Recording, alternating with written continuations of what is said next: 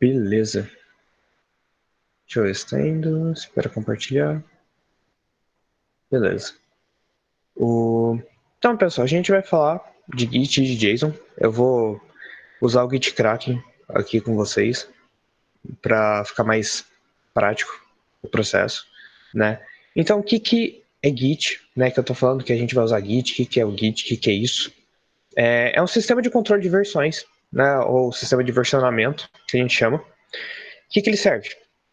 Ele serve para basicamente rastrear a mudança de arquivo, coordenar o trabalho de vários usuários diferentes em outros arquivos, e a gente tem vários tipos de repositórios diferentes, ou seja, a gente precisa armazenar em algum lugar, né, os nossos arquivos enquanto a gente está trabalhando, as várias versões, a versão de cada um, e é o que a gente chama de repositório. Tem, por exemplo, o GitHub, que ele é gratuito, aberto, e para a gente estudante tem versão que você pode fazer repositório privado, além dos abertos. Tem o Bitbucket, que ele é principalmente um repositório fechado, só que ele é bem limitado, aí você tem que pagar para liberar mais coisas. Tem o GitLab também, que ele tem repositório privado e aberto, e aí depende do plano dele também, e tem outros, né? Esses três são os mais famosinhos que tem por aí. E além dos repositórios, tem diversas interfaces e IDEs com o Git integrado e que ajuda bastante a gente a mexer no repositório. Né? Tem o SourceTree, que ela basicamente é linkada ao Bitbucket em si, e tem o GitKraken, que é uma que eu gosto muito de usar. O próprio Visual Studio, você consegue direto nele cuidar dessas partes de Git nele, se vocês quiserem. Eu usei um tempo, mas sei lá, eu gosto bastante do GitKraken, e aí eu acabo usando ele porque para qualquer projeto eu já uso ele de uma vez. Mas tem vários outros também. E a gente sempre pode fazer na linha de comando tudo, tanto no Windows quanto no Linux. Dá para você fazer tudo na linha de comando com o Git. É onde você tem até mais controle. Então, se você está num projeto mais complexo, às vezes vale a pena. Eu nunca cheguei a fazer um projeto tão complexo assim. Os meus projetos eu trabalho com, sei lá, 5, 8 pessoas no máximo. Foi o que eu já trabalhei, nem todos eram programadores, então, tipo, 4 programadores ao mesmo tempo no máximo, eu já trabalhei.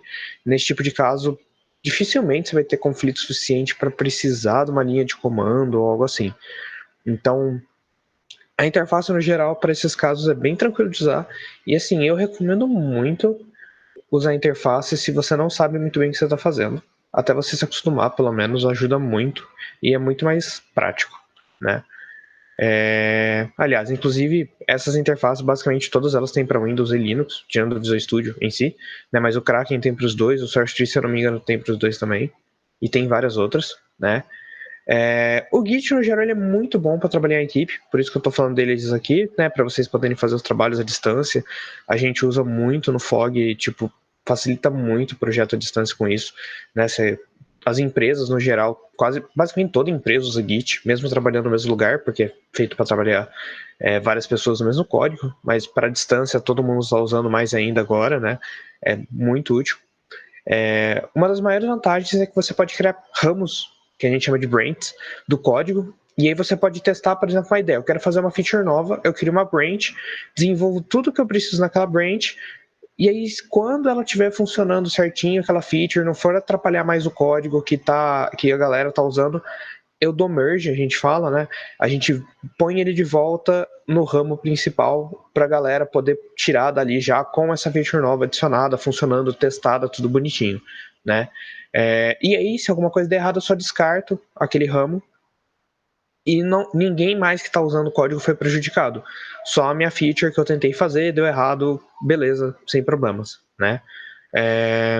E aí tem também a parte de conflito, né? Que se tiver uma alteração que dê um problema, a gente pode voltar para o estado anterior do código em que tudo estava certo. Então, acaba aquele problema, mesmo quando você está desenvolvendo sozinho. O Git é muito bom, porque, pô, vira e mexe, a gente está programando e a gente tenta implementar uma feature nova e de repente dá erro em tudo. A gente não sabe mais o que estava errado, tenta apagar as coisas que a gente achou que estava nova, mas não funciona mais. E a gente fica, meu Deus, e agora? O que eu faço? Tá tudo perdido. Com o Git não tem problema se você usar ele direitinho, né? Porque você vai ter as versões antigas do código todas funcionais, você dá 2 cliques ali, voltou para aquela versão, descarta tudo que está errado e pronto. Você tem sempre uma versão estável ali funcionando que você tem garantido porque está na nuvem, então tá tudo ok, você sempre vai ter uma versão boa para poder voltar, mesmo que você faça alguma besteira, né? Outra coisa importante, se duas pessoas editaram o mesmo código, né, vamos falar que vocês estão editando o mesmo ponto Java ali, só que com duas partes diferentes, criando duas funções diferentes, tudo bonitinho, vocês conseguem fazer isso com o Git, e aí quando as duas pessoas forem submeter no repositório, ele faz um merge, né, uma mistura automática dos códigos, que na maioria das vezes funciona tudo automático, então tipo, ele resolve tudo para você sozinho, automaticamente o código funciona com as alterações dos dois. E se tiver algum problema, você consegue escolher à mão o trecho de cada um. As interfaces gráficas ajudam, mas mesmo no terminal ele fala, você quer manter qual parte de cada uma dos dois códigos, e você escolhe lá quais linhas de cada código você quer manter no merge, né, que a gente chama.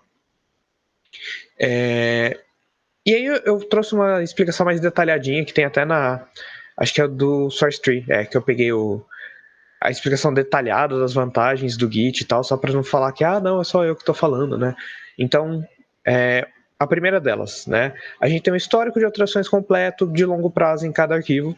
Então, cada alteração feita por muitos indivíduos no passar dos anos, tudo está gravado. As alterações vão incluir tanto a criação quanto a exclusão de arquivos, até como edição no conteúdo de cada arquivo, tudo documentado para cada alteração, cada commit, tá lá. O histórico também inclui o nome do autor, data, nota escrita sobre o propósito de cada alteração, que é a mensagem de commit que a gente vai ver. Vai ter também o histórico completo, que vai permitir voltar essas versões anteriores, que eu falei para vocês, né? Ajuda na análise da causa de bugs, é crucial quando precisa corrigir problemas em versões mais antigas do software. Você consegue voltar até um ponto que aquele bug não ocorria e ver o que foi adicionado extra, que pode ter causado o bug, por exemplo. Tem o Branch Merge, né, que é o segundo maior ponto dele, né, que faz com que os membros da equipe que trabalhem ao mesmo tempo seja muito mais fácil, porque os indivíduos trabalhando por conta própria também podem se beneficiar, porque eles podem ter fluxos independentes de alterações, que eu falei. Você cria uma função nova ali, você cria uma branch nova, faz nela, deu problema, só descarta a branch, né? E criar a branch nas ferramentas de versionamento mantém vários fluxos de trabalho independentes uns dos outros, enquanto também oferece a facilidade de mesclar o trabalho, unir ele de novo, permitindo que os desenvolvedores verifiquem se as alterações de cada branch não estão em conflito, né? Então você consegue simplesmente, deu conflito, volta de novo, separa a branch, arruma o que tem que arrumar, né? E por último, rastreabilidade. Você consegue rastrear todas as alterações feitas no código, conectar elas do software de gerenciamento de projeto e rastreamento de bugs, como o Jira, né? O Gira, eu não sei qual é o nome original, se é em inglês ou português, acho que é em inglês. É um software muito bom, só que é pago, então a gente não vai ver ele, mas assim, tem muitas empresas que usam, eu sei, colegas meus estão trabalhando que eles usam o Jira, é bem legal mesmo, e com isso é capaz também, né, de comentar cada alteração como uma mensagem, descrevendo o propósito e a intenção da alteração, e aí pode ajudar não só na análise da causa raiz, como outros problemas aí que vierem no código. A gente também tem o histórico anotado do código na ponta do dedo, ao ler ele, a gente tenta para tentar entender o que ele está fazendo, por que foi criado, é mais fácil os desenvolvedores façam alterações corretas. Então, se você está trabalhando em equipe, você não consegue conversar com o cara que está mexendo no código por distância, por trabalhar em outro horário, por qualquer outra coisa, mas se ele estiver documentando certinho as alterações, você vê o que ele estava fazendo, por que ele estava fazendo, e facilita muito mais entender o código do outro, né? E para um projeto grande, né, um projeto de 10, 15 mil linhas, isso é essencial. No geral, isso é muito importante para trabalhar com eficiência no código legado, né? E é crucial para permitir que os desenvolvedores estimem o trabalho futuro com precisão. Você pode olhar, por exemplo, olha, eu fiz essas funcionalidades, eu demorei tipo 1 dia, 2 dias. Então, eu acho que eu vou estimar que eu vou fazer essa funcionalidade nova em meio dia, né? Então, dá para usar o versionamento para isso também. De modo geral, super usado, muito comum. E como que funciona geralmente a estrutura do Git? Ele pode ser muito complexo, né? Eu trouxe diagrama só para mostrar, tipo, isso aqui ainda nem é tudo que o Git pode fazer, mas tem um monte de coisa aqui. Então a gente tem o nosso workspace, que é onde a gente está trabalhando, o código, digitando e tal. A gente pode dar um stage, que a gente chama nas mudanças, que é colocar ele numa pilha, como se fosse, de alterações, né? A gente vai adicionando as coisas que precisa adicionar, por isso que tem esse git add. Na interface ele faz tudo automático pra gente, não tem problema nenhum.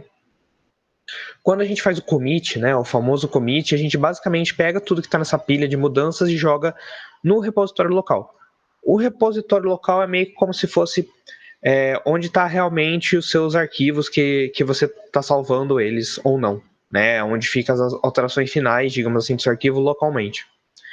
E aí a gente tem, então, desse repositório local, a gente tem um repositório remoto que fica na nuvem, que seria a sua conta no GitHub, a sua conta no Bitbucket, a sua conta no GitLab.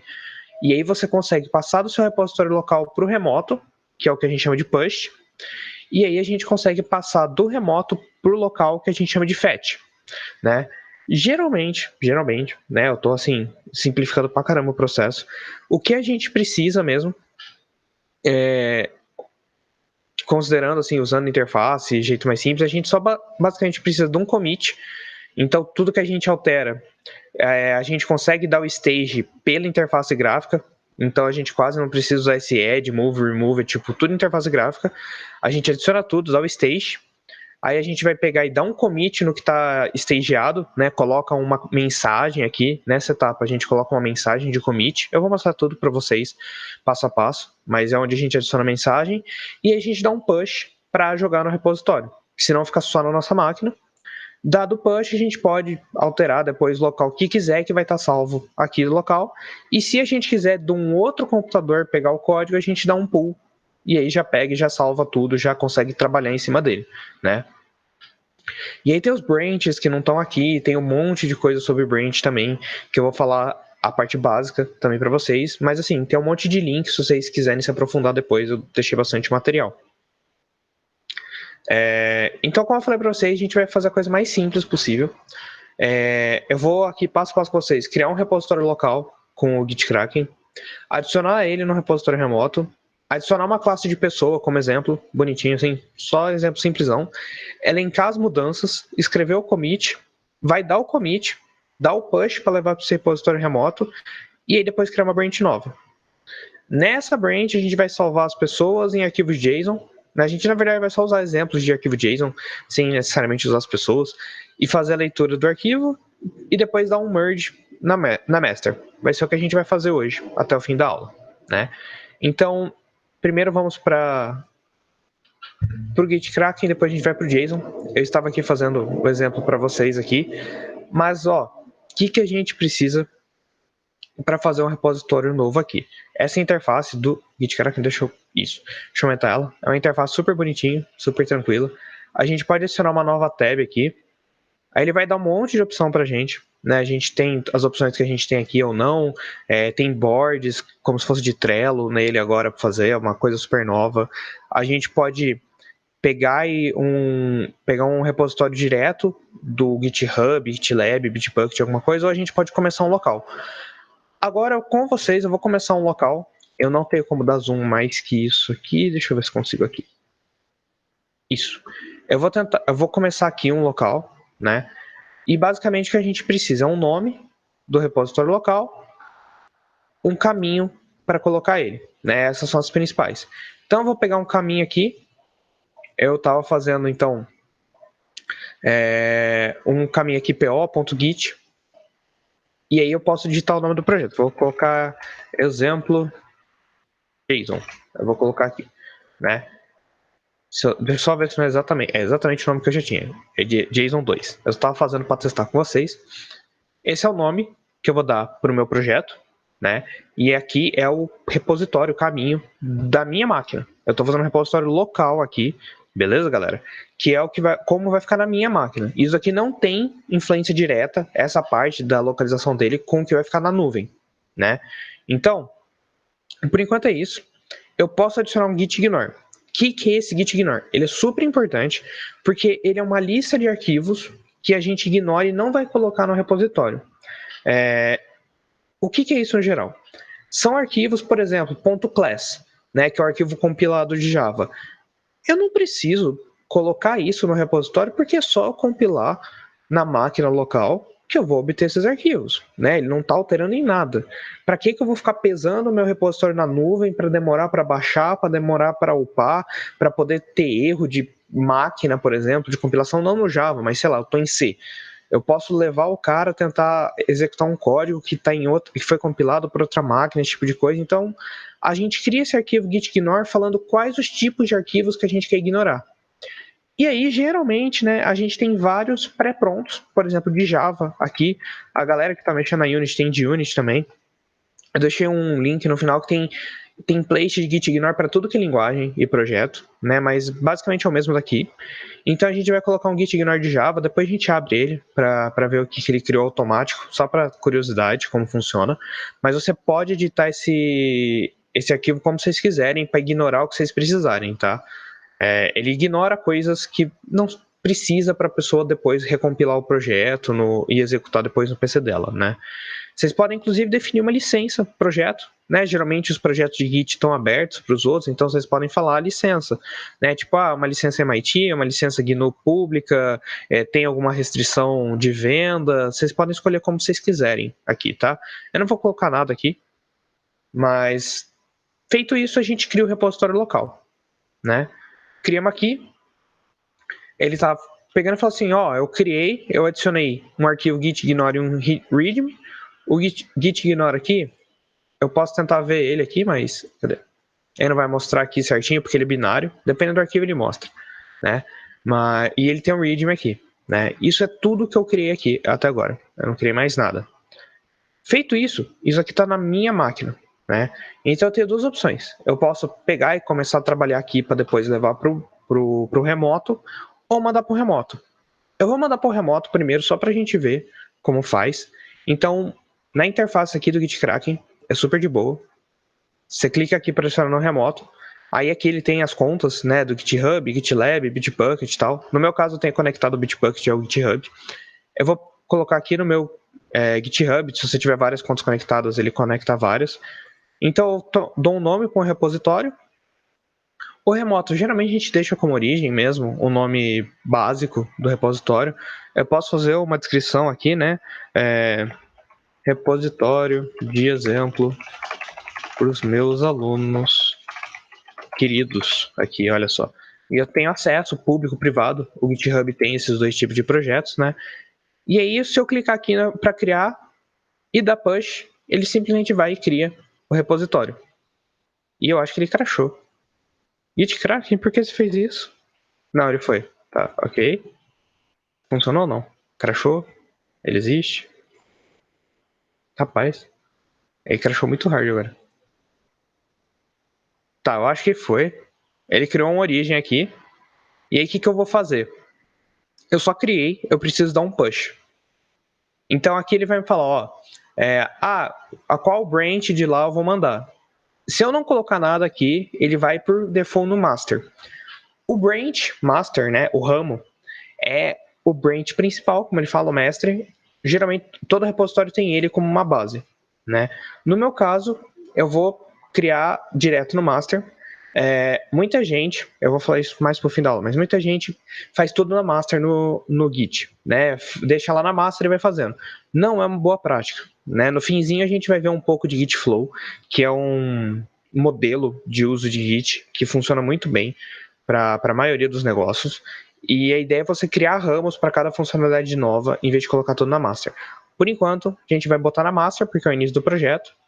Então eu cliquei ali para ele fazer a master, dar o push, a gente vai esperar. E ele falou que deu um push bem sucedido. A gente vai pegar, abrir aqui, esse é o meu GitHub. Eu tinha feito um exemplo antes. Eu vou dar um F5, olha só. Agora ele está na nuvem. Né? Esse daqui é o site do GitHub. Ele está aqui na nuvem. Ó. Ele mostra, né, o que foi colocado aqui ou não. Inclusive, eu consigo ver o arquivo aqui. Ó. Aquele gitignore que a gente criou, olha o que ele tem aqui. Isso daqui é o que ele está falando. Eu vou ignorar qualquer arquivo que termine com .class. Eu vou ignorar qualquer arquivo que termine com .log. Do BlueJ, né, esse CTXT, qualquer um que seja do Mobile Tools, qualquer pacote que seja jar, war, har, tar, qualquer um deles, né? Então, isso aqui ele está falando que ele vai ignorar qualquer arquivo com esse nome. Vocês podem, por exemplo, ignorar pastas específicas, né? Então, se vocês colocarem algo nessa ideia assim, tudo que está dentro de uma pasta com esse nome, ser ignorado, vocês podem colocar alguns arquivos específicos. Então, tudo isso pode ir para o Git Ignore, vocês podem criar do jeito que vocês quiserem. Mas a parte importante aqui é que o nosso repositório foi criado e agora está na nuvem, na minha conta lá do GitHub, né? Então, agora eu posso editar ele como eu quiser aqui na minha máquina e se eu fizer alguma besteira, eu já tenho ele salvo aqui a versão 0 dele, né? Que no caso não tem nada, mas ela existe aqui, já está salva bonitinho, tá? Agora, o que eu vou fazer? Eu criei ele, tá tudo tranquilo. O que eu posso fazer aqui? Eu vou fazer um negócio aqui muito importante. Eu cliquei ali para abrir a pasta, né? Que eu quero criar um projeto do IntelliJ aqui para começar a editar ele, criar minhas coisas, criar o meu código. Então eu pedi aqui para o IntelliJ abrir, eu vou abrir uma nova pasta, uma nova janela. Então, ó, tem um exemplo aqui totalmente vazio, ele abriu até o readme dele, bonitinho e tal. Eu vou aqui no IntelliJ, eu vou clicar com direito, aqui adicionar um novo módulo, né? Porque ele não tem projeto nenhum.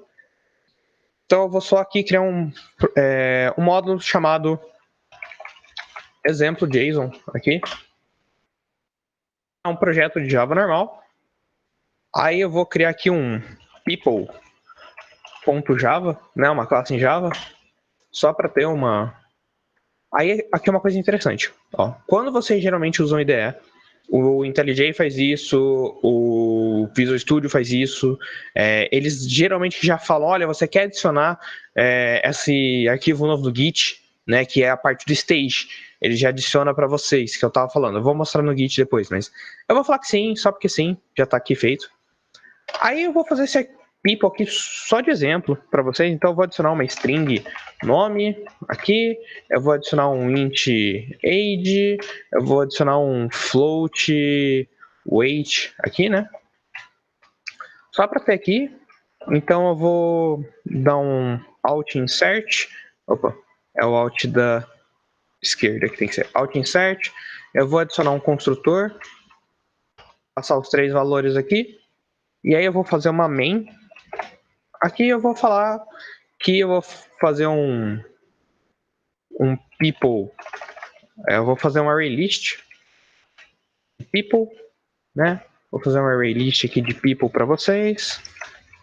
Eu vou chamar de people list, eu até dar um nome automático se eu quiser, que eu vou chamar um novo array list. Vaziozão aqui. Eu vou fazer aqui people list.add, opa, é minúsculo, .add, então eu vou falar new people, vamos adicionar um objeto pessoa do zero, né? Chamar o construtor dele.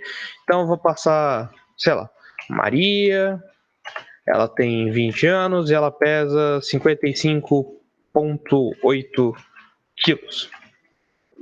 Eu vou adicionar depois também um João, porque é muita criatividade no nome, que tem 55 anos e ele vai pesar 87,2 quilos, que seja. E aí, eu só vou imprimir eles aqui só para a gente ver se funcionou. Então, vou usar um for each para cada pessoa P na lista de pessoas. Deixa eu só, eu não gosto da formatação assim. Isso. Eu vou, então, fazer a impressão de P.toString, né? E aí eu preciso definir uma toString aqui. Então vou definir a toString automática do IntelliJ.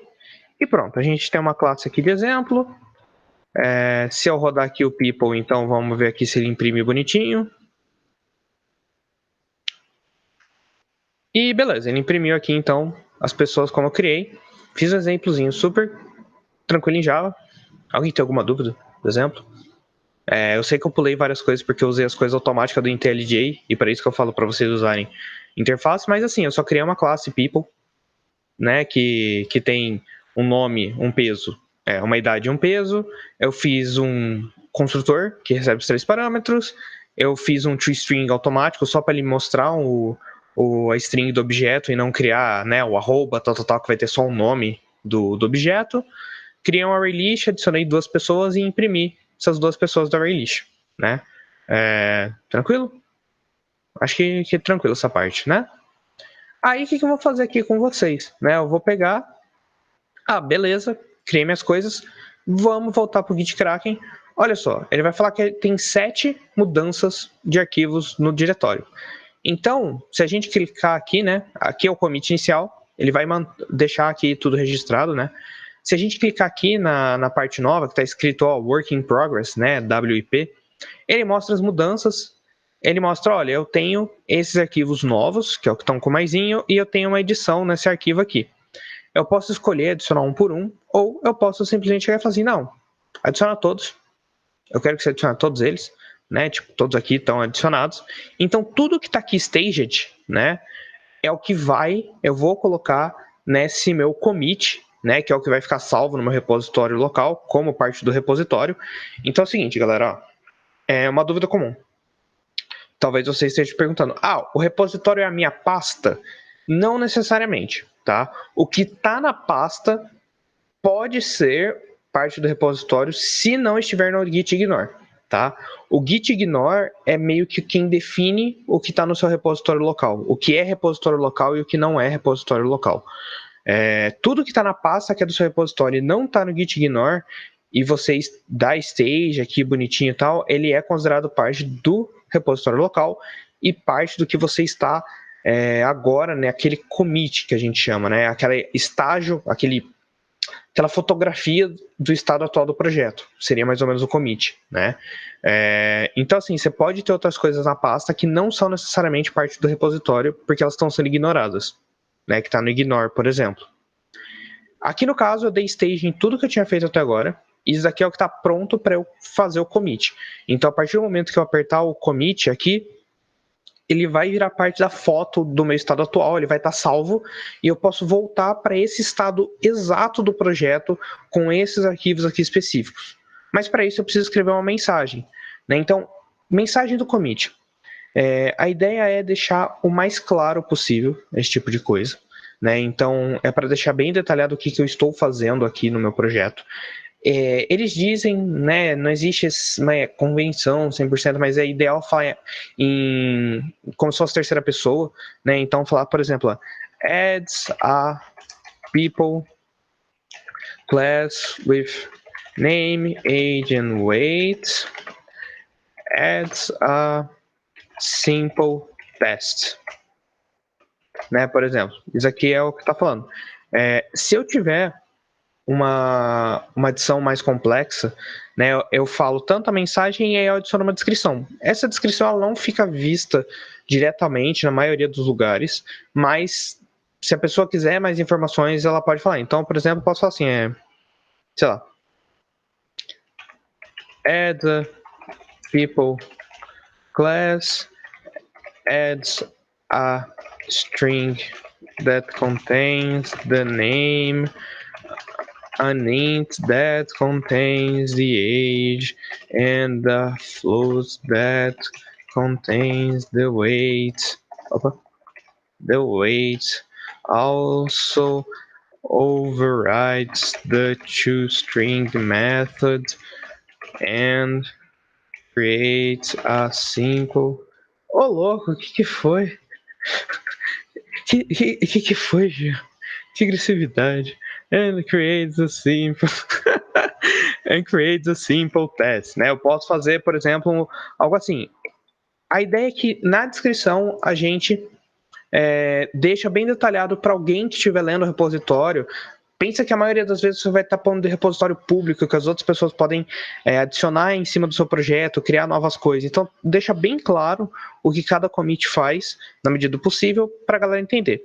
Escrita a mensagem, a gente pode clicar aqui no commit ou lá na linha de comando, digitar lá git commit, né? E você commitou o negócio. Beleza, tá commitado. Tá lá no meu repositório? Não está. Lembrem-se disso, como se sua vida dependesse disso. Se eu olhar aqui, dash 5, não está no meu repositório, beleza, galera? O commit não manda para o repositório, isso é muito importante. Vocês vão esquecer de fazer o resto do processo e vão dar só commit. Confia em mim, eu faço isso até hoje. Vocês precisam fazer isso aqui, ó, push. né? O que eu fiz aqui? O commit eu coloquei no meu repositório local, né? As coisas estão salvas, mas no meu repositório local. Eu preciso dar o push, que é basicamente eu estou empurrando para o repositório remoto, que é para ficar na nuvem. Então, na linha de comando eu escrevi git push. Aqui é simplesmente apertar o botão push. Ele vai conectar na credencial minha lá do GitHub, que é onde conectou, e pronto. Agora, se eu abrir de novo aqui e der um F5, tcharam! Agora eu tenho outro commit, né? E aí, se vocês nunca mexeram no GitHub, vocês conseguem ver aqui a linha das coisas acontecendo aqui com o commit. Depois eu vou mostrar um projeto maior, só para vocês verem, né? Então, beleza. Eu consegui, então, fazer o commit, eu fiz aqui um push, então eu tenho esses dois estados. Se eu clicar aqui, por exemplo, eu volto para o estado normal. Um dos arquivos mudar se quiser. Se você voltar... se voltar aqui... Se voltar aqui, ele nem deixa, porque não estava na origem, basicamente. Mas eu vou mostrar para vocês se eu voltar aqui, porque se eu tentar voltar, como não tinha nada, ele nem, digamos assim, salvou o estado do commit inicial. Ele só meio que salvou a partir desse push aqui. Só que aí agora eu vou fazer mais algumas alterações e vou mostrar para vocês como ele volta ou não. Beleza, Jean? Eu vou aqui... Antes de criar as coisas novas, eu vou fazer uma branch, porque vamos lá, estamos adicionando uma funcionalidade nova, então a gente cria uma branch nova. Para criar a branch aqui, no GitKraken é essa difícil tarefa de apertar o botão branch e colocar um nome. JSON. Sei lá, JSON Manager. Vou criar minha branch. Pronto. Eu criei uma branch. O que eu estou fazendo aqui agora? Eu tenho minha branch master, né, que é o ramo onde está a funcionalidade atual. Eu vou criar uma nova branch, que basicamente é uma ramificação mesmo, como se fosse uma árvore. E nessa árvore eu vou adicionar a nova funcionalidade que eu vou ter das coisas de JSON. Sei lá, vamos falar que agora, nesse meu projeto aqui, eu quero adicionar algumas coisas de JSON, eu não sei se vai dar certo, eu não sei se vai ficar bom. Eu só vou adicionar, mas eu não quero estragar minha grande funcionalidade de imprimir as duas pessoas que eu tenho no meu vetor, porque foi muito difícil de fazer. Eu quero manter ele estável, porque se alguém quiser continuar a partir daquele ponto das duas pessoas sendo impressas, ela pode, né? Agora, eu tô zoando, mas pense que você está num projeto de um jogo, por exemplo, um dos jogos que eu tô fazendo, que a gente tem um jogo que tá funcionando, que tá mais ou menos bem, e aí a gente quer adicionar novas partículas. E aí a pessoa vai, em vez de criar um branch para adicionar as partículas, tenta adicionar na branch principal, e as partículas dão errado, e começa a bugar a tela, e aí de repente não dá para voltar, porque o maravilhoso adicionou as partículas com bug e ninguém sabia, e as pessoas começaram a trabalhar em cima da branch que estava com as partículas bugadas, e aí ferrou o projeto inteiro. Todo mundo vai ter que voltar para uma versão antiga e arrumar os bugs um a um na mão, porque aquela pessoa não criou uma branch nova, né? Então por isso a gente cria branches, tá? Então o que eu vou fazer? Eu criei essa branch nova, criei ela aqui. Se a gente abrir, né, o repositório tá igualzinho estava antes, sem problema nenhum, tá funcionando tudo normal. Tá igualzinho estava antes, porque tá mesmo. Não mudou nada. Eu só mudei a parte conceitual de onde eu vou salvar ela depois, né? E aí eu vou voltar para os slides rapidinho, que a gente vai ver um pouquinho de JSON agora. Cadê? Aqui. Então, JSON, né? A gente precisa baixar a biblioteca do JSON. Tem aqui nesse link aqui do GitHub do JSON. Vocês só precisam baixar a master aqui, baixar esses sourcezinhos aqui. Essas coisinhas aqui, basicamente, né? Vai ficar o link depois nos slides para vocês. Mas, basicamente, a gente pode criar um novo diretório, um novo package, né, filho do source, chamar de org.json, importar tudo que extraiu da biblioteca, e aí a gente pode usar o nosso JSON do jeito que a gente quer.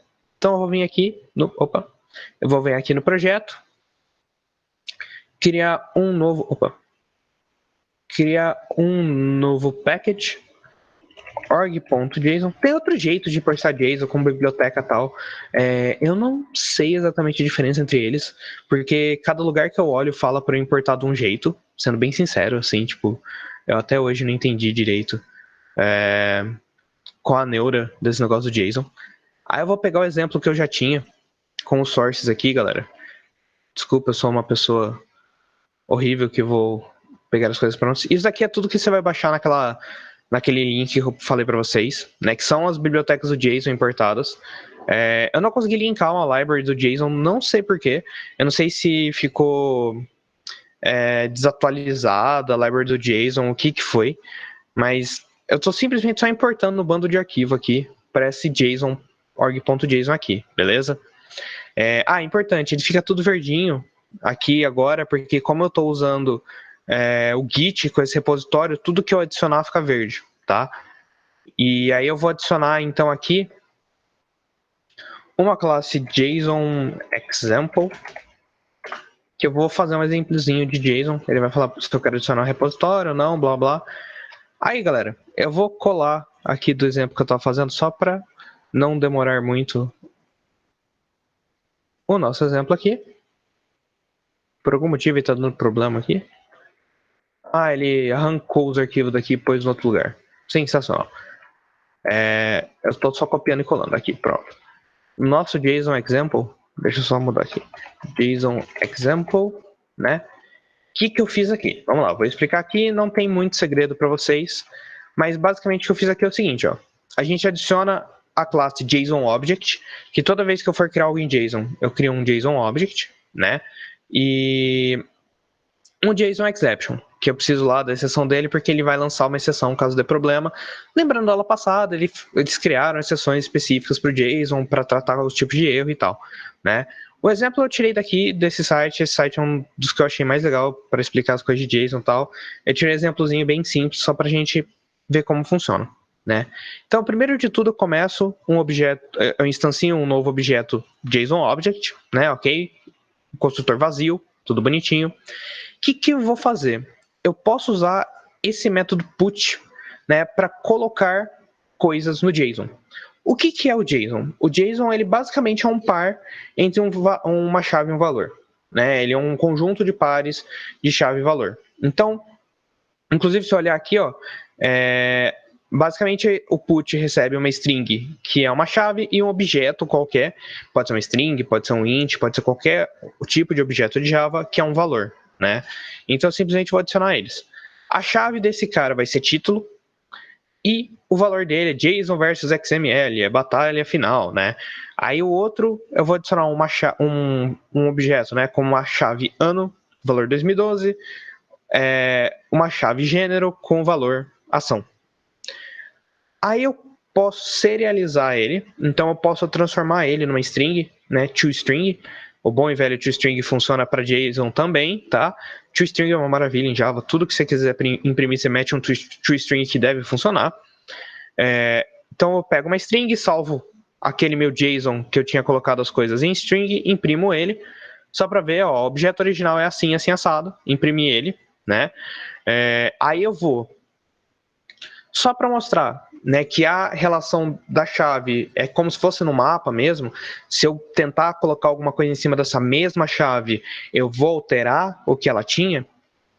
Eu vou então tentar colocar de novo um título ali, pegar de novo a string e alterar ela, né?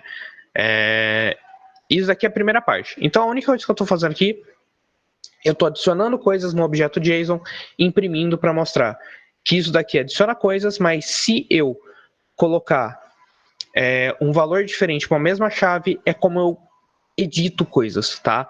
O JSON não tem um método propriamente dito para editar coisas, então você precisa saber a chave do que você quer editar, chamar aquela chave e mudar o valor daquela chave específica, beleza? A gente vai ver o exemplo rodando nisso. E, por fim, a gente consegue recuperar os campos, né, com o método get. Então, o que o get faz? Ele tem um get para cada tipo de valor que ele vai retornar. Então, por exemplo, eu armazenei uma string, eu preciso chamar getString e passar a chave. Eu armazenei um int, eu preciso chamar um getInt e passar a chave, né? Lembrando que a chave é o primeiro valor, é o identificador daquilo. E aí eu dou um string, getString gênero, né? Aí eu vou pegar tudo e vou imprimir. Então, para a gente rodar o exemplo e reexplicar o que está rolando aqui, para fazer mais sentido, né? Mais fácil ver o exemplo rodando. Ó, isso daqui é a primeira parte, né? Então o que a gente fez aqui, criou um objeto JSON, construtor vazio, tranquilo, deu put em 3 objetos, 3 campos diferentes do objeto, né? Um campo título, que a gente passou aqui, JSON versus XML, batata final, tá aqui. O título, inclusive coloca a chave, título e o valor dela, né? O ano, que era 2012, então ano 2012, e o gênero, que era de ação. Gênero ação aqui. Então, se a gente dá o toString, vocês podem perceber que ele imprimiu as coisas em ordem alfabética, em termos de nome das chaves, né? Ele ordenou em ordem alfabética as chaves para imprimir. A gente não fez isso, foi o toString do JSON que fez, né? Ele imprimiu aqui bonitinho. E aí, quando a gente dá o put em cima do título, a gente percebe que quando a gente imprime o mesmo objeto, ele mudou o título. Ó. Em vez de a batalha final, virou o confronto das linguagens. Então, se eu colocar a mesma chave e tentar dar um put com outra coisa, ele muda o valor daquilo, tá? É assim que você edita valores no JSON. E por fim aqui, eu peguei o get deles, então eu tentei imprimir aqui, ó, título, né? Foi o título que estava na chave título. Aí eu tentei imprimir ano. Foi o ano, o int aqui que estava na chave ano. Mesma coisa para o gênero, foi string que estava aqui na chave gênero. E galera, isso é basicamente um JSON, né? Se a gente pegar aqui, ó, a gente simplesmente escreveu isso num JSON, entre aspas, porque a gente não chegou a salvar em si no arquivo, mas essa é a ideia basicamente de criar um JSON, tá? Até aqui, tudo bem? Tudo tranquilo de como botar coisas em JSON? Acho que tá... Não é nada muito complicado, tipo, basicamente meter um put aqui e depois usar uns gets, e aí vocês conseguem escrever nesse tipo de arquivo, né? Aí agora, eu vou pegar minha colinha de novo, eu vou criar uma classe aqui, JSON example 2 aqui. Pode adicionar no Git. Aliás, antes de fazer isso, uma coisa muito importante. Não, cancela, deixa eu deletar. Eu estou querendo adicionar um outro exemplo sem fazer algo muito importante. Beleza, cancelou, não adicionou nada, maravilha. Eu vou voltar aqui, né? E comitar a mudança, óbvio. Né? Então, eu vou dar stage em tudo aqui que eu tinha adicionado, todos os meus JSONs aqui. Eu vou colocar aqui, ó, adds JSON library and a simple JSON example. Esse é o meu commit. Eu vou apertar para commitar as mudanças, então tudo que estava staged vai ser commitado. E, lembrando, eu vou dar push. Ele vai falar, olha, na origem, né, eu posso mudar, eu estou falando que é para o remoto chama origem, e ele vai chamar de JSON Manager, o branch, que é o que eu estou mantendo. Se eu não mudar nada, é o nome que eu dei para o meu local. Olha, beleza, falou que commitou. Então a gente vai vir aqui, né? Vamos mostrar aqui o que vai rolar. Cadê? Se a gente der F5 aqui, cadê as branches? Aqui. Ele vai falar que tem 2 branches agora, ó. Se eu clicar aqui, ele vai falar, olha, eu tenho uma branch JSON Manager, né, aqui ativa, e a branch default dele, que é a master. Se eu clicar na master, ele vai ter o exemplo JSON aqui, só que se a gente abrir ele, ó, ele só tá com o source normal, aquele antigão. Só que se a gente voltar, cadê a branch? Isso. Se a gente for para JSON Manager da branch, né, e a gente for ver aqui, ó, aqui ele já tem as coisas. Se eu abrir o source, ele tem as coisas do JSON agora, né? Então ele está salvando as coisas diferentes de uma branch para outra. Então aqui está tudo certo. E se a gente clicar aqui, ó, cliquei para voltar na master, né? Que a gente chama de checkout. Se a gente tá no comando, é o comando de checkout, git checkout master. Falta alguma coisa, né? Tipo git checkout master, né? Que é o nome da branch que você quer e tal. Eu cliquei aqui. O que ele fez aqui? Se eu abrir meu projeto aqui, ó, morreu o arquivo, né? Respondendo a pergunta do Jean agora, finalmente, dá pra gente ver, ó. Eu perdi tudo que eu tinha feito de alteração. Eu voltei para onde tem só o people, tá? Então, isso daqui, localmente, ele voltou os meus arquivos para onde só tinha people, por exemplo, padrãozão, o que está na minha master, só dando aqueles 2 cliques ali usando a interface, né? E aí, se eu quiser voltar onde eu estava, na branch do JSON, eu dou 2 cliques de novo, ele dá o checkout, muda a referência das cabeças e tal, tem toda a lógica por trás do Git. Mas assim, o que importa é, tcharam, voltei. Tá com tudo de volta, né? Tranquilo? Então assim, maravilhoso esse uso de Git, até para trabalhar sozinho, eu uso no meu doutorado. Eu esqueço de comitar as coisas, e aí, tipo, eu trabalho um mês no rolê, aí eu lembro de comitar, então eu comito 500 linhas de código de uma vez, não façam isso. Mas como eu tô trabalhando sozinho, ninguém vai morrer por causa disso. É só que às vezes é ruim quando eu acho um bug de voltar, mas assim, ajuda muito. Mesmo trabalhando sozinho, usar Git em projetos maiores, né, mais demorados, é uma coisa legal, porque, pô, se der um problema, eu só volto pro estado anterior, né? Beleza, galera? Aí agora sim, eu vou criar um outro exemplo. JSON example 2 aqui, só pra gente usar array. Vou adicionar aqui bonitinho. Opa, eu vou pegar o meu exemplo que estava pronto. Aqui eu vou colar um pouco. Vou fazer meu cheat, desculpa, galera. Vou mudar. Pelo IntelliJ, cara, eu não sei, mas deve ser em algum lugar aqui. Commit, rollback, talvez seja rollback. Eu não sei. Precisa dar uma olhada com calma pelo IntelliJ o que ele faz. Eu não gosto muito de usar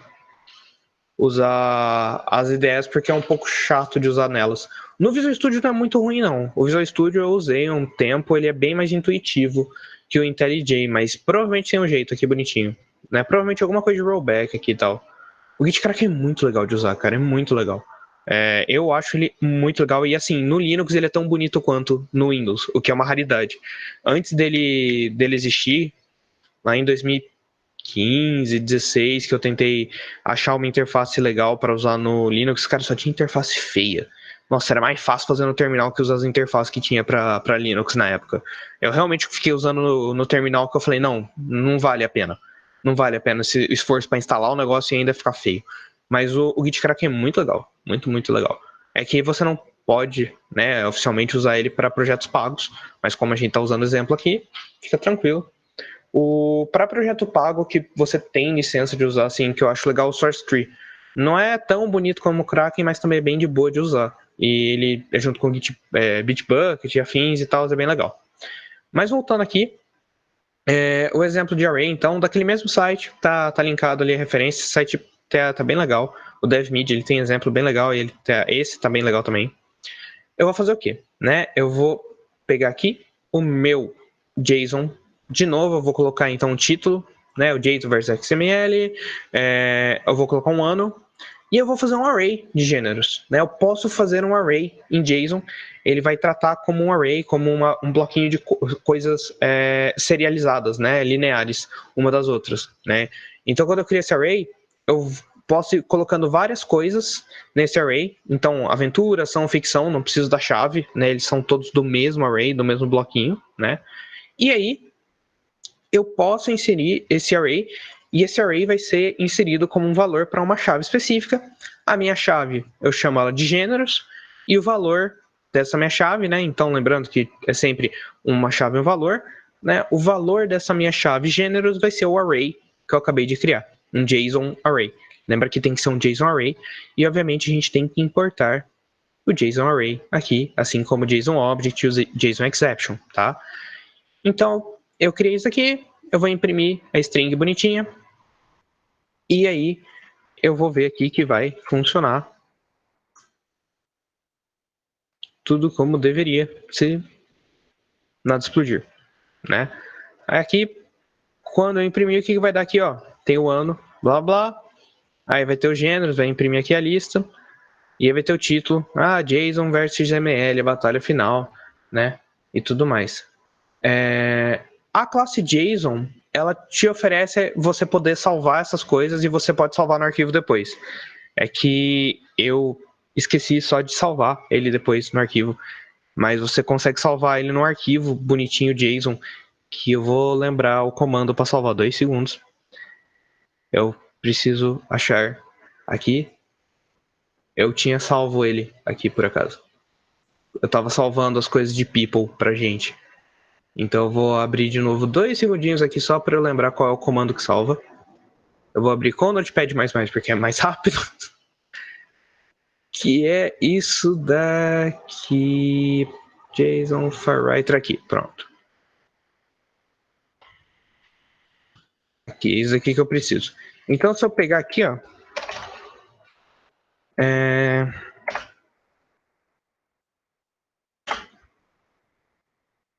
Se eu pegar então aqui minha lista. Cadê? Meu objeto JSON aqui. O que tá reclamando? Oh, meu Deus. Adiciona accept. Pronto. Aqui. Calma aí, deixa eu voltar pro chat aqui. Pronto.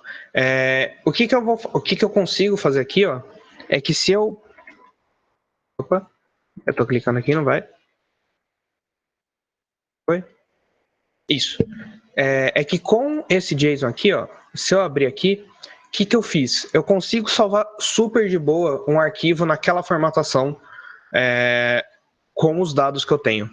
Então, ele encapsula os dados de um jeito que é fácil de parsear e eu criar novos exemplos e salvar novos exemplos, tanto quanto é fácil eu ler um arquivo gerado por ele depois. Eu posso ler aqui, que nem eu estou lendo o arquivo JSON aqui, e ele está contendo esses dados. Então, ele é um jeito muito mais, como eu posso dizer, organizado e seguro, entre aspas, perto do serializable do Java, para eu salvar os meus dados em um arquivo. Né? Que o serializable tem todo aquele problema de como ele trata o objeto, de como ele coloca as coisas, você consegue injetar código, tem um monte de problema de como ele é implementado. E o JSON, ele te oferece basicamente a simplicidade de você mexer na mão no que você está fazendo, você consegue colocar os valores, por exemplo, pensando naqueles nossos exemplos do vídeo, né? O que eu fiz aqui foi, eu vou até mostrar para vocês o que eu estava fazendo, mas assim, eu consigo pegar aquele meu ator, né? Ó, eu tenho um person mesmo da classe que a gente tinha, né, eu simplesmente consigo pegar cada valor dele, colocar aqui no meu JSON uma chave correspondente e salvar no arquivo. Né? Eu consigo salvar o arquivo e pronto, eu salvei todos os meus atores da minha lista no arquivo, que eu consigo ler depois com qualquer JSON. Eu só preciso saber qual é a chave e eu leio. Né? Eu leio fácil, eu chamo getString, getInt, eu consigo ler tranquilamente. Né? E isso facilita bastante na leitura e escrita de arquivos, usando sempre o mesmo padrão JSON e tudo mais, do jeito que ele é implementado. Deixa eu abrir aqui para vocês como ele ficou, só para mostrar, mas do jeito que ele é implementado, também ele facilita bastante, ele é mais seguro em termos de evitar ataques, esse tipo de coisa, né? E ao mesmo tempo ele faz um formato de arquivo aqui, ó, que é fácil, entre aspas, de ler. Né? Eu salvei tipo um array para cada pessoa aqui, então tem a idade dela, nascimento, ocupação, o nome dela, o país e tudo mais. Né? Isso era o nosso exemplo das classes de vídeo, eu estava brincando com ele aqui com vocês. Então, assim, o que ele oferece para você, principalmente, é um jeito de manusear arquivos de um jeito que é fácil para o computador e fácil para o ser humano ver, usar e mexer nele, né? Então, assim, ele, no geral, ele e XML até certo ponto, que está sendo substituído pelo YAML, né? São jeitos relativamente seguros e fáceis de salvar arquivos e de um jeito que os seres humanos consigam ler até certo ponto, né? É mais ou menos essa a ideia. Então, o JSON é um jeito legal, digamos assim, de você salvar e ler os arquivos relativamente mais fácil do que você ter que fazer na mão toda a interpretação do arquivo e salvar tudo na mão, ler tudo na mão e fazer toda uma classe só para cuidar disso, né? O JSON meio que já cuida disso para você. String para um objeto. Deve ser em alguma coisa do Java Object. Não é tipo object. Não, deixa eu ver se string tem alguma coisa. Não vou saber de cabeça, Henrique. Eu posso dar uma olhada depois. Mas eu acho que. Acho que dá pra sobrar um cache, não dá? Não sei. sei lá, se eu fizer object, uma string igual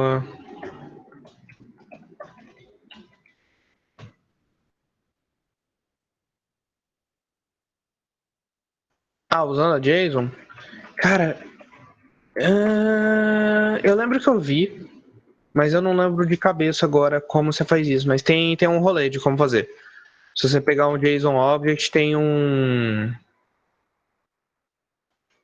alguma coisa que dá para transformar no objeto. Tem string to value, eu acho. Acho que é isso aqui, ó.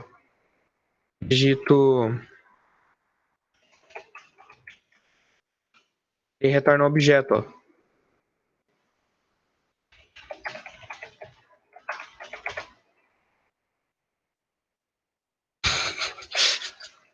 Pelo poder da gambiarra, é isso aqui. Eu consegui descobrir muito dificilmente usando a interface da documentação. Mas é aqui, ó. É esse string to value. Eu consigo transformar uma string no objeto. Ó, ele fala aqui. Tenta converter a string no número, booleano ou nulo, tá? Ele não vai transformar num objeto em si. Então, é só um valor. Ele vai tentar transformar no objeto de valor, tá? Provavelmente, para fazer o que você quer, tem que fazer algumas gambiarras mais profundas. Que aí eu não vou saber como fazer. Aí eu preciso dar uma olhada. Mas, assim, tem esse wrap. Talvez ele consiga. Deixa eu ver o que o wrap faz. Vamos ver. Dá um wrap no objeto. Ok. Se o objeto é nulo, ele retorna nulo. Se ele é um array ou coleção, ele dá um wrap para o JSON array. Se é um mapa, ele vai para um JSON object. Se é uma propriedade padrão, double, string all, ele já está wrapado. Se não, ele vira uma string. Eu não sei, Henrique, para fazer exatamente o que você quer, eu não tenho certeza. A gente precisa dar uma olhada melhor. Enfim, galera. Então, só explicando aquela última parte que eu tinha feito, né? O que eu fiz aqui? Eu peguei um file writer normal de Java, né? Aquele que escreve coisas, né? Que escreve em arquivos. Eu criei um arquivo aqui chamado people.json, né? No caso seria movie, que eu peguei lá do outro, vou escrever aqui, movie.json. Então eu vou pegar o meu objeto, JSON object, pegar o toString dele, escrever no arquivo, dar um flush aqui só para garantir que foi tudo escrito, né? E aí, se der algum problema, eu imprimo aqui, e aí, se não, eu posso simplesmente fechar o arquivo, né? Então, file.close. Pronto.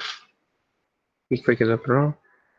É redundante, porque se eu abro um arquivo do try, eu não preciso, verdade.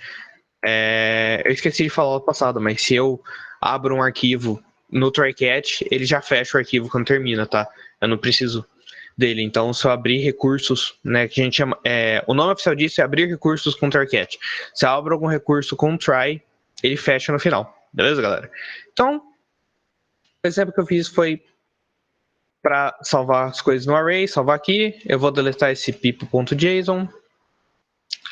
Então, galera, ó, a ideia de usar JSON é isso. É bem simples e ele te fornece um formato relativamente fácil para salvar arquivos, para ler arquivos, como muita gente usa, né? Então, ele é uma formatação padrão. Então, muita gente salva as coisas de JSON. JSON não tem só para Java, tem para C, C Sharp, C++, JavaScript. Ele foi criado no JavaScript, JavaScript Object Notation, né? Então, ele é uma notação relativamente universal. Além disso, eles têm uma interface que deixa bem mais fácil ler e escrever arquivos, né? Então, eu só precisei dar um toString aqui, e se eu precisasse ler, eu só precisaria ler as coisas num JSON Object, e aí salvar ele no meu objeto usando os gets da vida, né? Então, usando getString, getInt e tal, de acordo com que cada propriedade de um objeto seria. Então, nisso que ele é mais fácil. Ele é uma interface, literalmente uma interface, né? Um meio termo de comunicação entre uma classe no Java e um arquivo em si. Então, ele é um meio termo que facilita bastante vocês a se comunicarem, né? Para não ficar uma coisa maçante de ser usada. Beleza, galera? Vocês querem perguntar alguma coisa de JSON no geral? Assim, a ideia é ser realmente uma interface para facilitar o uso, a escrita e a leitura de arquivos. Né? E ele, por causa da implementação dele, ele tem algumas coisas de segurança que impede você de travar o fluxo de dados de escrita e alguém bisbilhotar e alguém alterar no meio do caminho, né? Que tem alguma... O serializable do Java tem esses problemas, né? Naquele livro que eu passei para vocês lá do Java, ele comenta alguns dos vários problemas que pode ter. O JSON não tem esses problemas. Ele é um pouco mais seguro nisso, né? Ele é bem legal de usar. E aí, voltando então, né? A gente vai para o nosso Git aqui. A gente vai dar o stage no arquivo JSON, vai nas coisas. Então, adds a movie file and the JSON array. Porque assim, eu dou commit, eu dou push. E ele foi. Agora, falta a gente fazer então, olha, tá funcionando, né? A gente vai voltar ele na master. O que eu posso fazer? Eu posso clicar aqui, tem 3 pontinhos do lado dos branches aqui no Git Kraken.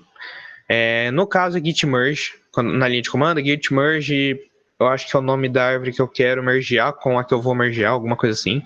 Mas eu posso fazer isso aqui, ó. Merge JSON into master. Aí ele vai dar um merge, então, deixa eu fazer aqui, ó. Ele tá mostrando a árvorezinha aqui, eu criei um branch, eu tô voltando para ela, só que eu preciso dar um push, né? Se eu fizer isso, eu clico no merge, então dou merge e dou um push aqui. Opa. Aqui, isso, eu tenho que dar um push aqui, perdão. Eu tenho que vir aqui pro lugar do merge e dar um push, que aí ele mergeou isso aqui lá no meu repositório no Git. Se eu vir aqui agora, eu vou vir aqui, opa, repositórios, exemplos. Se eu tô aqui na minha branch master, só para vocês verem aqui, ó. Na minha master agora tem os exemplos de JSON. Então, eu criei o branch, fiz as alterações que eu precisava, voltei na minha master. Beleza?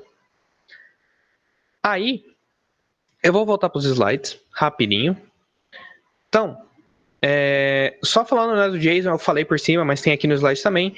Ele é JavaScript Object Notation. É um formato de troca de dados, bem leve, rapidinho de funcionar. Ele é fácil para os humanos entenderem e escreverem e é fácil para as máquinas parsearem e gerarem os arquivos. Eles independem da linguagem, mas eles usam convenções familiares, né, de C, C++, C Sharp, Java, Python, blá, blá. Aí, para pegar os métodos, acessar os valores, tem o get e o opt. Eu não mostrei porque o get é mais usado, get string, get int e tal. E vocês têm o put para modificar os valores, né? Aqui tem os exemplos que eu usei com vocês, tem os links lá, os arrays, então como cria e tal. Opa, preciso arrumar o slide, tá passando.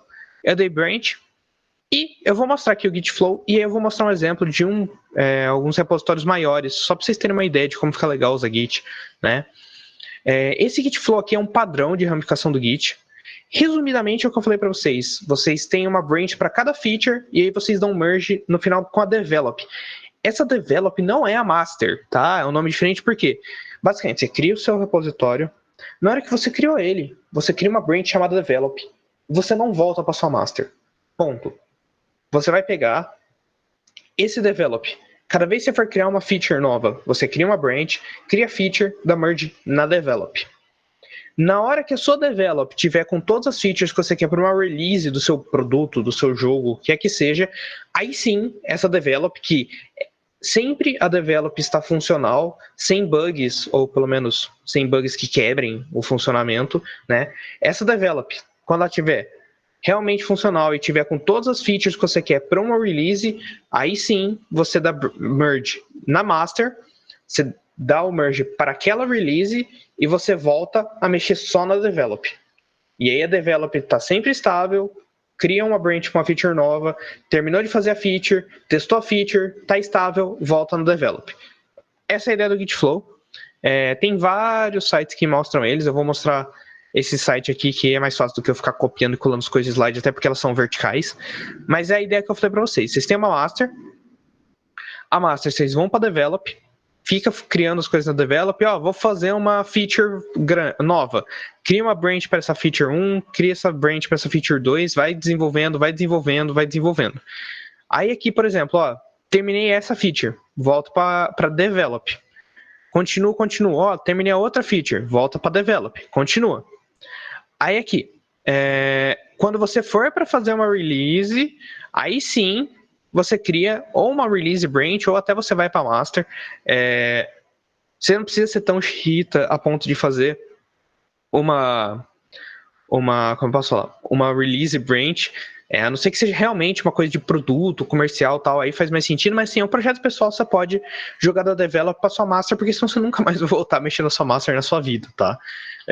Mas assim, a release é basicamente feita só para você colocar um produto que já está pronto e se tiver bug fix, você continua na sua release, né? E aí, se não, você volta para sua dev, né? A develop, e aí você vai criando nova feature, cria uma nova branch, volta para develop, outro feature, volta para develop. Ah, não, agora tá tudo tranquilo, vai para uma release de novo, volta para develop, por aí vai, né?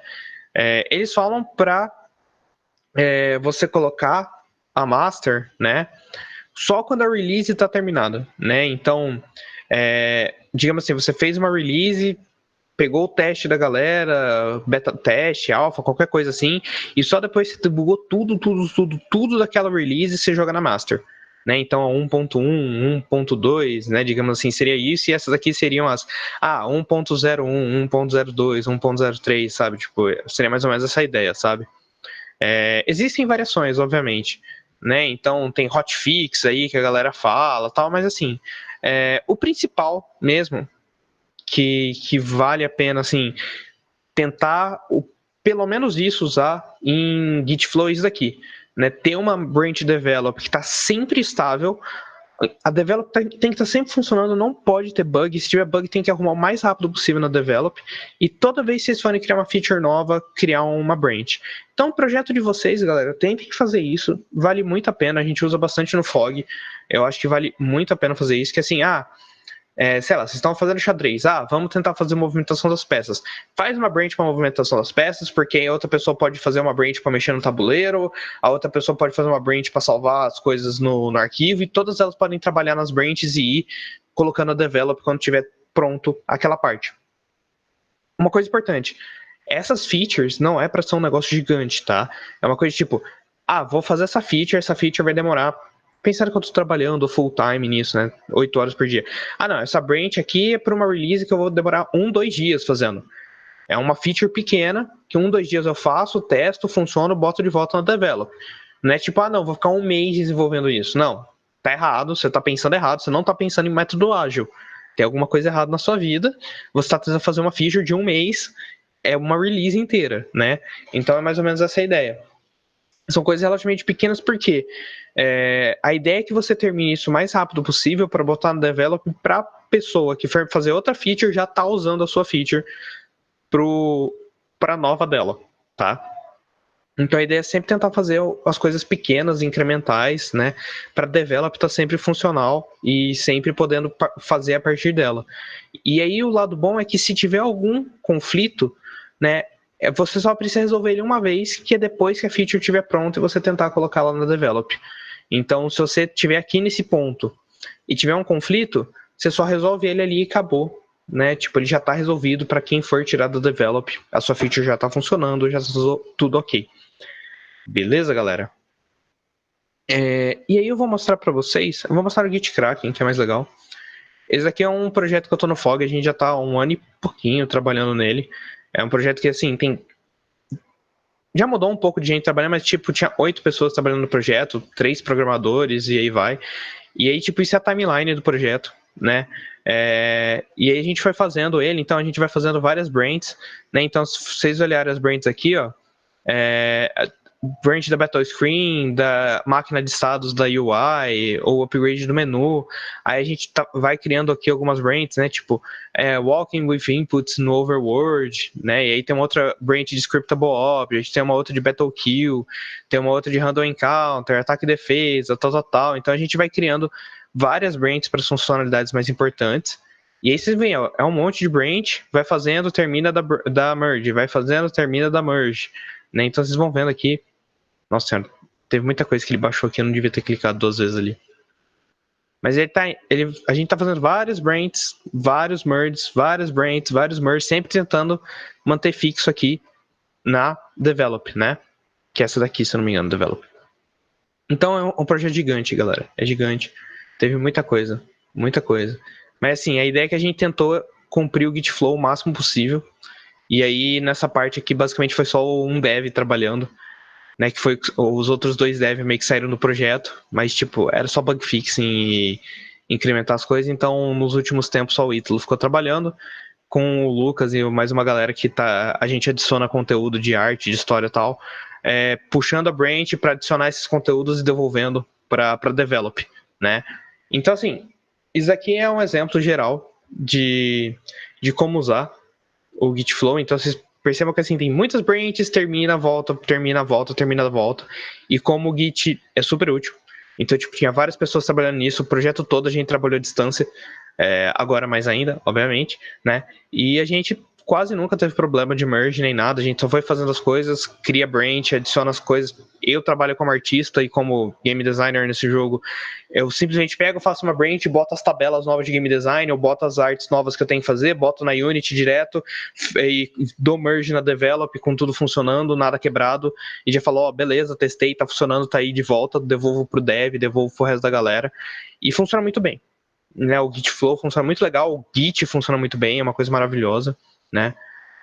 Inclusive, esse daqui é a parte do meu mestrado, que tinha um amigo meu que me ajudou em algumas coisas, mas assim, basicamente, também foi um negócio da gente trabalhando sozinho quase, mas usando o Git só para salvar todos os problemas e não ter problema de aparecer um bug e quebrar tudo, que a gente não podia correr esse risco, né?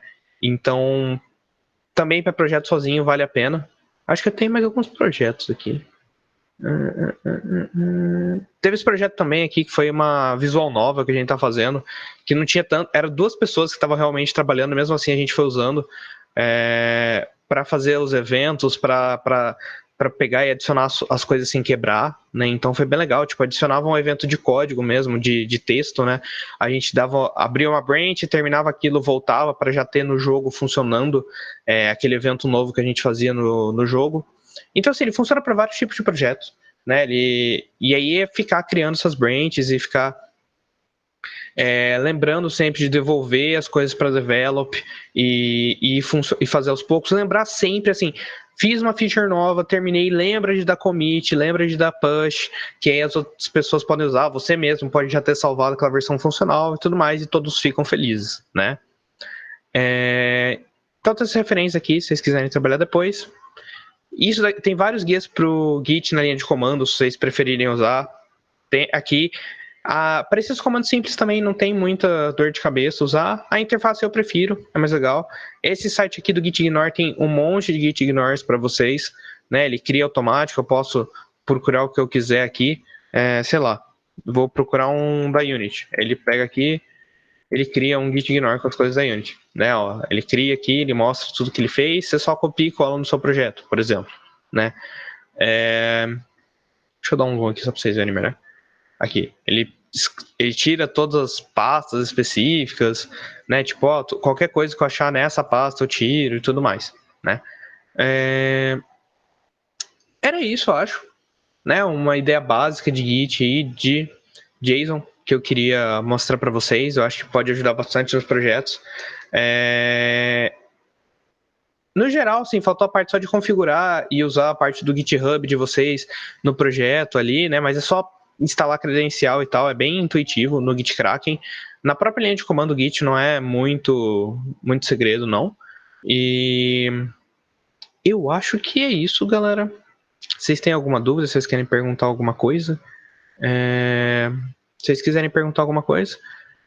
Inclusive no Git é legal que vocês conseguem ver aí 515 commits do projeto, 88 branches, 5 contribuidores. Vocês podem ver estatística, cadê estatísticas? Insights aqui. Dá para ver estatística, né, da galera que commitou nos últimos tempos ou não, os contribuidores, Cadê? Caralho, vai demorar aqui. Contribuidor dos projetos e tal, eu contribuo de vez em quando adicionando 200 mil coisas de arte, das tabelinhas e tal. Aí vocês podem ver a interação com a comunidade, né? Tipo, a galera, o que você fez, o que você não fez, o tráfego das pessoas visualizando o projeto. Tem bastante coisa no GitHub, desse tipo de coisa, né? Os tantos de commit por desenvolvimento do projeto, né? Então, desde do começo do ano passado, né? Do meio do ano passado ele tá salvando, no último ano, os commits, tá? Então dá para vocês verem de projeto, é bem legal. Vocês estão trabalhando, né, em projetos diferentes, frequência de adição e deleção das coisas, gráfico de dependência. Meu Deus, o gráfico de dependência é bizarro. Não dá para adicionar depois. Isso aqui é a árvore das branches, né? Dá para vocês verem aqui, ó.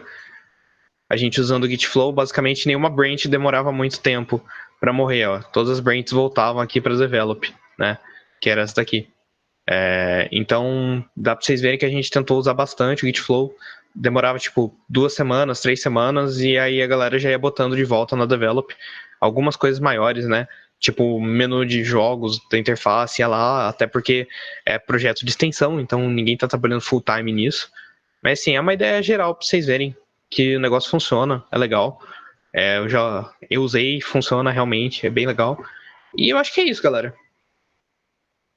Se vocês não tiverem nenhuma pergunta em nada, é tudo por hoje. Tranquilo, então?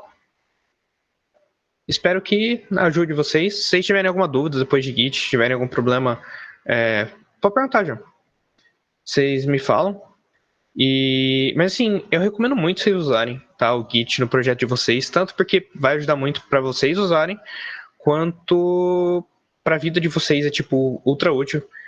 Eu sei que a maioria da galera do PSI já tem alguma experiência com estágio ou não, mas quem nunca teve, acredite, vai ter.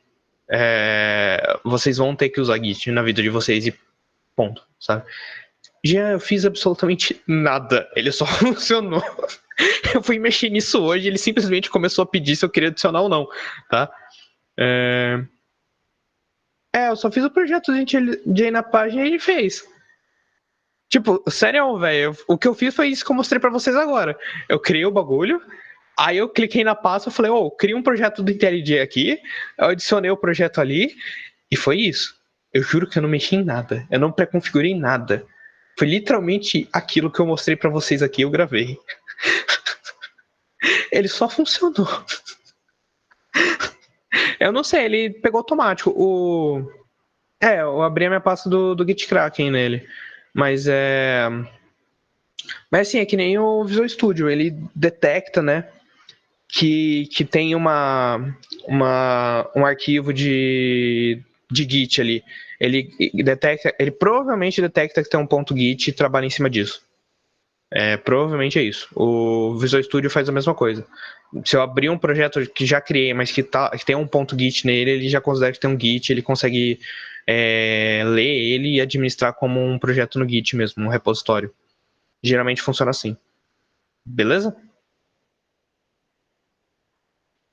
Então é isso, galera. Eu acho que é isso. Aí terça-feira, então, a gente não tem aula pra vocês trabalharem nos projetos.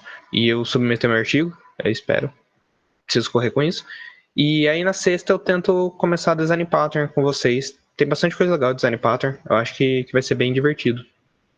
E é isso aí, galera. Boa sorte com os projetos. Qualquer coisa vocês me falem.